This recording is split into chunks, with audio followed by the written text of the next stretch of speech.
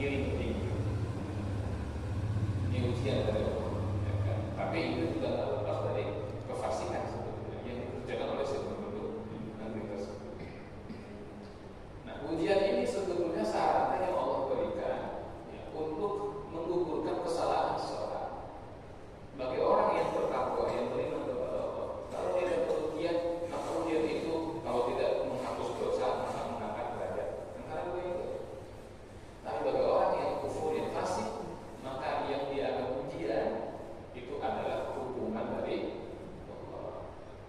Ya kan? Saya ingat dulu pernah dengar ceramahnya almarhum Kiai Haji Zain MZ. Almarhum itu kalau saya contoh kan enak.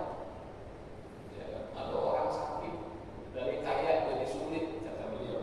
Ya kan? Nah, punya kepada Allah, kalau saya diuji sama Allah gitu kan. Padahal yang bersangkutan sholat aja enggak, gitu kan? Puasa enggak kena, haji boro-boro, begitu susah, sakit dia bilang saya diuji sama Allah supaya tingkat katanya. Ujian apa sholatnya kagak tuh gitu. Kata beliau begitu. Ujian hanya doa sekolah. Lah kalau sekolah gimana ujian? Nah, sama kayak tadi itu.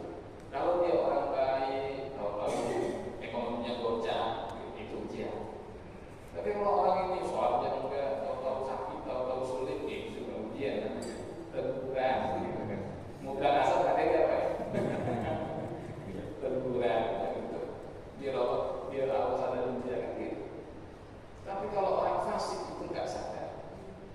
Orang zalim linafsi, orang yang zalim kepada diri sendiri itu barangkali masih bisa sadar.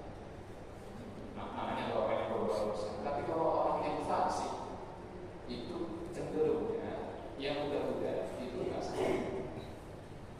Cenderung gitu. Nah, oleh karena itu menyikapi